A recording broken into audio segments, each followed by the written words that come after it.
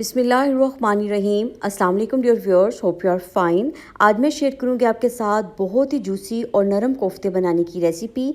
बग़ैर ऑयल में फ्राई किए हम इनको बनाएंगे और इसके साथ साथ मैं आपके साथ शेयर करूंगी गोला कबाब बनाने की रेसिपी, और इसके साथ मैं शेयर करूंगी आपके साथ इनको सेव करने की रेसिपी कि किस तरह से हम इनको स्टीम करने के बाद सेव कर सकते हैं। बहुत आसानी से हम इनको घर में तैयार करेंगे। आइए रेसिपी शुरू करते हैं। यहाँ पर मैंने 2 किलो कीमा लिया है। कीमा बिल्कुल बारीक है, यानी 2 दफ़ा मशीन से निकाला हुआ है, और इसके अंदर तकरीबन 10 से 15% फ़ैट है। फ़ैट यानी चर्बी है, और इसको अच्छे से इसके साथ मशीन में निकलवा लिया था। अब यहाँ पर जिन चीज़ों को हम इसमें शामिल करेंगे उसमें सबसे पहले प्याज है। 500 ग्राम यानी आधा केजी के करीब मैंने प्याज लिया है। प्याज को अच्छे से चॉप करके मलमल के कपड़े में डाल के हमने अच्छे से निचोड़ लेना है। इसमें पानी बिल्कुल नहीं होना चाहिए, और बस ये देखें कितना ये फ़ाइन सा पाउडर सा बन गया है। तो आपने इसको बहुत बारीक चॉप करना है, ये मोटा नहीं होना चाहिए। जहाँ से मोटा पीस आएगा कोफ्ता या कबाब टूट जाएगा। इसके साथ जो चीज़ हम शामिल करेंगे वो है अदरक और सब्ज़ मिर्चें। 12 से 15 यहाँ पर सब्ज़ मिर्चें हैं। ये मैंने तीखी वाली सब्ज़ मिर्च ली है, और इसके साथ मैंने शामिल किया है 4 इंच का अदरक का टुकड़ा, और इनको भी अच्छे से चॉप करके कीमे में शामिल कर देंगे। यहाँ पर खुश्क मसाले हैं मेरे पास, जिसमें मेरे पास 2 खाने के चम्मच नमक हैं, 1.5 खाने का चम्मच लाल मिर्च पाउडर है, आधा खाने का चम्मच गरम मसाला और आधा खाने का चम्मच काली मिर्च पाउडर है, 2 खाने के चम्मच कुटी लाल मिर्च पाउडर है, 2 खाने के चम्मच सूखा धनिया पाउडर है, और 2 खाने के चम्मच ज़ीरा पाउडर है।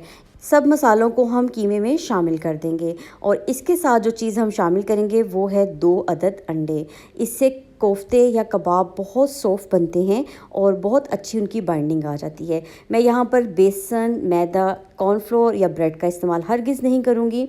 ये बस इसी से बहुत देखिएगा सॉफ्ट बनेंगे और बग़ैर क्रैक के बनेंगे, बग़ैर टूटे बनेंगे। आइए इनको मिक्स करते हैं।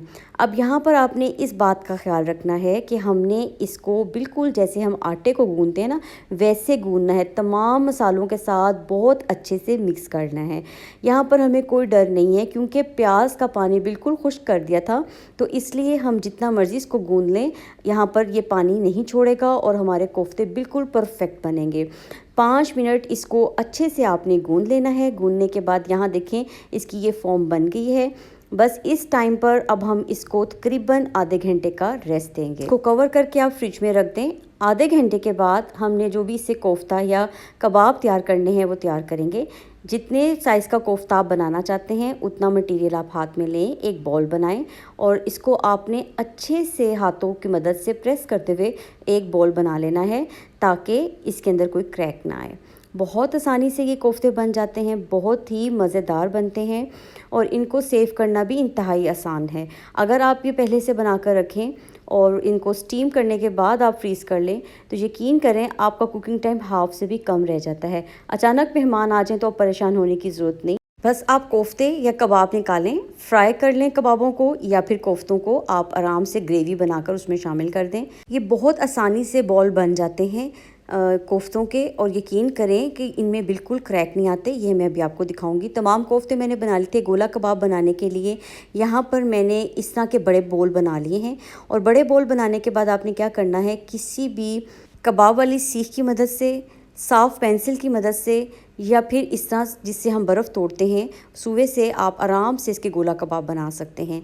पहले अच्छे से एक बोल बना लें, इसमें भी कोई क्रैक नहीं होना चाहिए, और इसको इस तरह इस पे ऐड करें, यानी शामिल करें, और आपने हाथ की मदद से जिस साइज़ का गोला कबाब बनाना है उतना आप इसको प्रेस करके बढ़ा लें। ये देखें कि कितने ज़बरदस्त से कबाब तैयार हो गए हैं। बिल्कुल सीख पर ठहर जाएंगे, टूटेंगे नहीं, ना ही गिरेंगे। यहाँ पर देखिए आप इसकी फॉर्म चेक कर सकते हैं। इसी तरह मैं तमाम गोला कबाब तैयार कर लूँगी। बस जी, यहाँ पर मैंने गोला कबाब भी तैयार कर लिए थे और कोफ्ते भी तैयार कर लिए थे। ये कबाब आपको देखने में थोड़े से बड़े लग रहे हैं, लेकिन ये बिल्कुल परफेक्ट साइज़ है, क्योंकि जब हम इनको स्टीम करते हैं तो ये अपने साइज़ से थोड़े से छोटे हो जाते हैं। आप चाहें तो इनको एज इट इज़ फ्रीज़ कर सकते हैं, लेकिन मैं आपको प्रेफर करूँगी कि आप स्टीम करके फ्रीज़ करें। उससे आपको एक तो ये फ़ायदा होता है कि पहले से ये हाफ़ से ज़्यादा कुक हो जाते हैं, और जिस टाइम आपको ज़रूरत हो आप आराम से फ्रीज़र में से निकालें और इसको ग्रेवी में या जैसे भी आप बनाना चाहते हैं वैसे कर लें। अब एक कढ़ाई ली है और इसमें मैं तमाम कोफ्तों को रख दूँगी।